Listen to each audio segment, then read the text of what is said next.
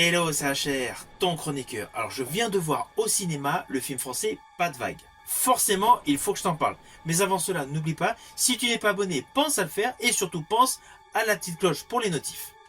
Let's go! Moi, j'ai rien fait de tout ça, là. Ça t'arrive à toi, c'est qu'il y a une raison. On parle pas de procès, là, c'est juste une enquête. La petite, elle a porté plainte, je te rappelle. T'es accusé de harceler une gamine.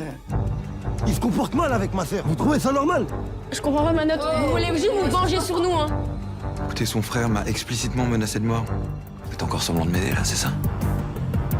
Vous devriez attendre un peu. Et si c'est le prof qui ment, je le tue aussi. Monsieur Keller, pas de vague. Alors, pour les aficionados du cinéma, sachez qu'un thème similaire a déjà été représenté au cinéma. C'était avec Jacques Brel dans Les risques du métier.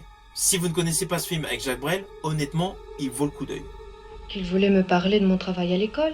Et pour vous parler de votre travail à l'école, vous avez trouvé normal que l'instituteur vous donne rendez-vous dans un bois, un soir de fête?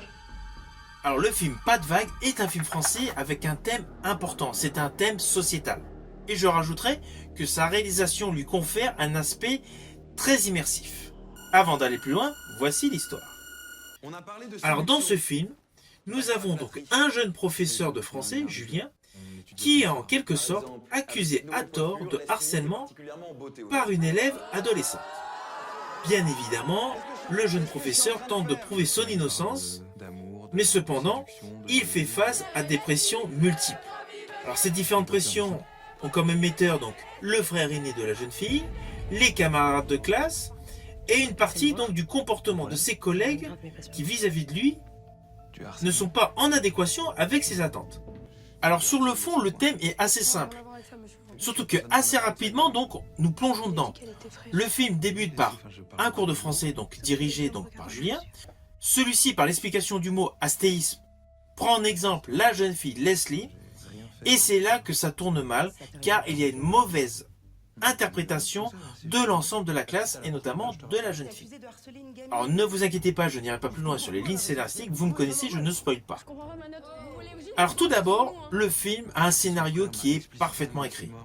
Je rajouterai qu'il y a un vrai souci du détail de manière que vous soyez en immersion dans l'histoire de ce film. Je préciserai que tous les plans séquences tournés dans ce collège sont créés de vérité. On a vraiment l'impression d'être aux côtés des collégiens dans le dédale des couloirs. De même que l'ambiance ressentie au sein d'une classe. Au jour d'aujourd'hui, cela se déroule vraiment comme cela. Je tiens réellement à te dire que j'ai aimé le côté représentation de vie scolaire. Le comportement des jeunes est correctement respecté, le film est juste. Alors pour certains, le comportement peut paraître étonnant, mais j'ai beaucoup d'amis dans ce milieu-là qui pourraient vous confirmer que le comportement actuel, il a vraiment évolué, le comportement des jeunes est tel que vous le voyez dans ce film. En fait, ce film va forcément faire écho à tous ceux qui connaissent de près ou de loin l'institution scolaire. C'est un film intelligent, c'est un film grand public. La totalité du casting de ce film est bonne. Toutes les actrices et acteurs sont vraiment dans le rôle. Et cela de la plus petite participation à la plus grande. Je pense par exemple à la prestation du jeune, donc du frère aîné de la fille Leslie, dans l'histoire. Le gars, lorsqu'on le voit, on a vraiment l'impression qu'il est vénère. Il joue très bien le rôle. On a l'impression qu'il a envie de casser la gueule au prof. Tout l'entourage des enseignants de l'équipe pédagogique autour du professeur Julien est parfaitement représenté. Alors il est vrai que dans ce film, le personnage de Julien, donc interprété par François Civil, est la meilleure prestation. C'est la prestation la plus importante du film. Et honnêtement, François Civil démontre une nouvelle fois qu'il a un talent énorme. Car dans ce film, il passe par plusieurs états. Forcément, donc, il y a le côté enseignant qui est content donc, de faire son métier, de vouloir se donner à fond pour ses élèves. Après, il y a la phase où il ne comprend pas, donc il est complètement offusqué d'avoir une accusation. Et après, il y a le calvaire. Le calvaire avec les yeux accusateurs. Et là, François Civil, sa prestation, elle est au top. La pression psychologique que le personnage de Julien donc, encaisse au fur et à mesure qu'on avance dans l'histoire, au fur et à mesure qu'on avance dans le film, est visible. On a le réel sentiment qu'il est en totale souffrance. Alors François Civil, dernièrement au cinéma, j'avais été le voir donc dans Les Trois Mousquetaires. Partie 1 et partie 2. Qui est cet enfant? D'Artagnan, votre majesté. 3 duels aux 3 heures avec 3 mousquetaires. Monsieur Athos a le droit de me tuer en premier, Monsieur Porthos en second et Aramis en dernier.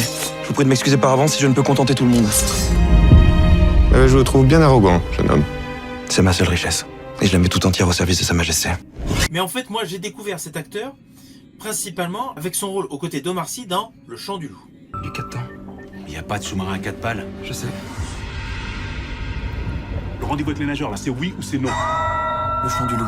Elle nous a détecté second.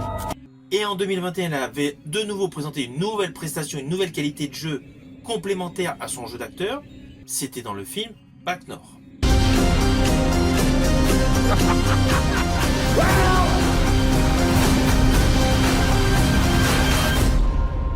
Alors le réalisateur Teddy Lucie Modeste a honnêtement très bien fait son film. Alors oui, il y a beaucoup de plans séquences qui sont très classiques. On va pas avoir de révolution en termes de cadrage, voilà, en termes de position de caméra. Mais il y a des effets de style qui sont pas mal. Je pense notamment à un plan séquence où nous découvrons donc des parties du collège donc où il n'y a personne. On se retrouve dans une cage d'escalier et là il y a un effet sonore. Techniquement, ce n'est pas une prouesse de folie, mais j'estime que ce plan séquence est une véritable trouvaille visuelle. Cela assure un certain effet à un instant T.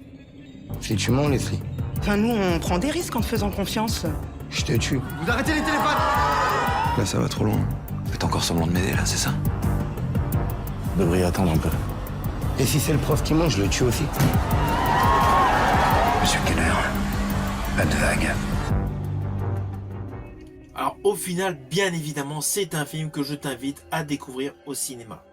Le jeu de François Civil est top, l'histoire est saisissante, et je rajouterai le plus fou, c'est qu'à la fin de ce film, tu vas découvrir un bandeau écrit, comme quoi ce film en fait s'inspire d'une histoire vraie. Cela est totalement fou. Si ma vidéo t'a plu, n'oublie pas, petit pouce vers le haut, pense au partage. Quant à moi, je te dis à bientôt pour une prochaine vidéo.